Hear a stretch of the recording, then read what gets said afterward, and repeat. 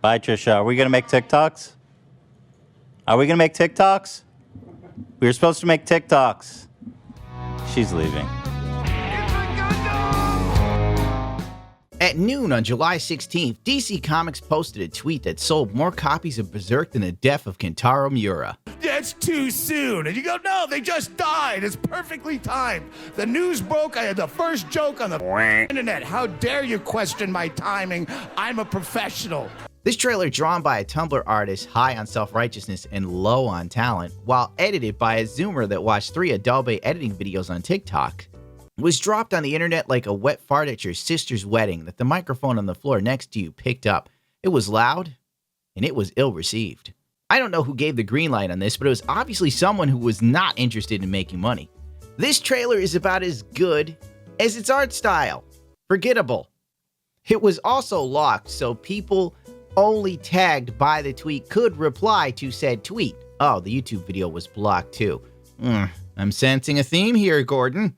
Either DC tagged no one to this mess of a failed attempt of a tweet that was basically geared to interest manga readers, or the people involved had enough brains to shut up, like the witnesses at the Kennedy assassination.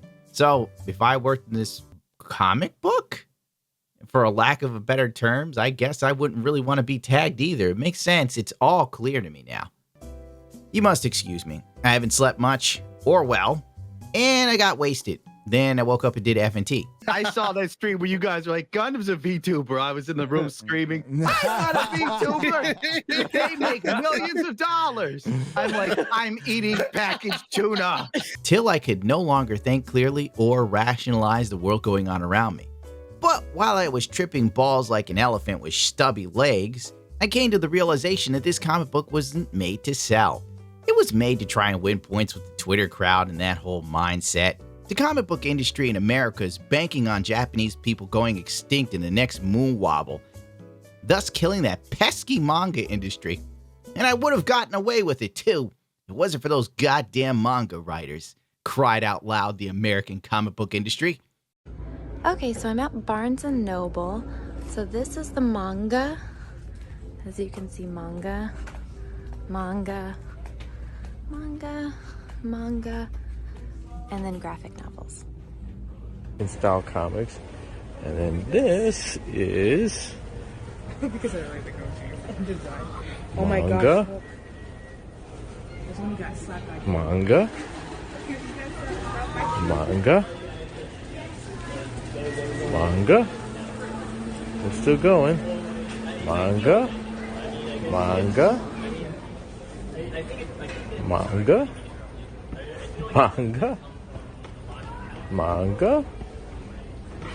Manga. Manga.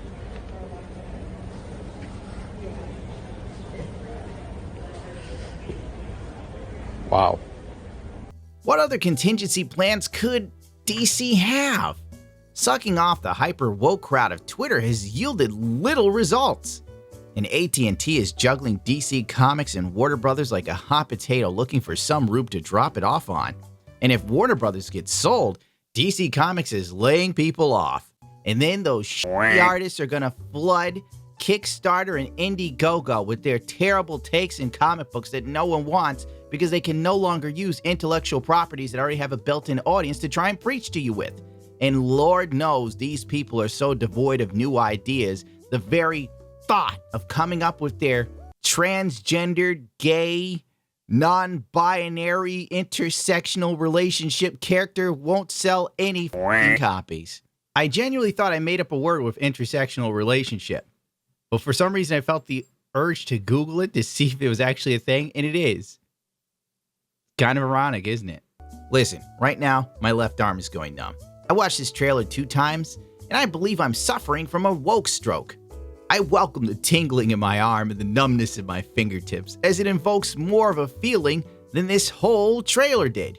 I'm Mandy. All my life, I've been the kid of a superhero. But really, I'm like the opposite of my mom, Starfire. She can fly and shoot star bolts. I can't do any of that. Now, Blackfire, my evil aunt, shows up and tells me it's time to meet my fate.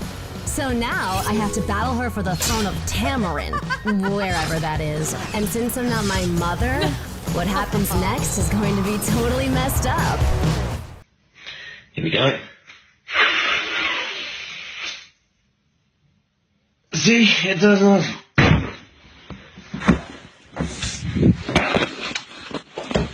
I'm Not Starfire comes off as a self-indulgent, self-insert character of epic proportions, to the point of where you wonder what the hell the creator was thinking about. She's nothing to write home about.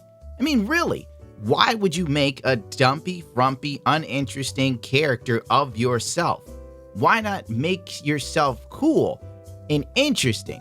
So that way people wouldn't know it was a self-insert. You know, I mean, considering it's a fantasy, it's what I would do. Whatever. And I can hear people screaming in the background. It's not about the book.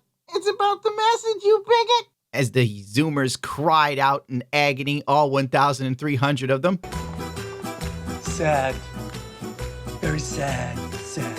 While with stuff like this in the New Warriors from Daniel Kibblesmith, which was so cringe, Marvel vaporwared the whole project, I dare you to find it. This is what we have to look forward to in comic books in America. Mwah. Good night, everybody. This video is sponsored by Ridge Wallet, making sure that me being on the internet is somewhat profitable. Now I have 2 bags of packaged tuna. These wallets can hold up to 12 cards. They come in 30 different stylistic colors. I'm showing you burnt titanium and 18 karat gold, because that's how large I'm living. I'm hood rich. These wallets have over 40,000 5-star ratings. Bulletproof. RFID blocking technology. You could take a chainsaw to it. I don't know why you would, but the option's there if it ever really, you know, like if the wife left you and you decided she wasn't even getting your Ridge wallet. Oh wait, no, it would survive the chainsaw. Forget that. Sorry. Go to ridgewallet.com/itsagundam and use their unique promo code itsagundam to save 10% off of your order on your next purchase. Free worldwide shipping and returns if you don't like the wallet.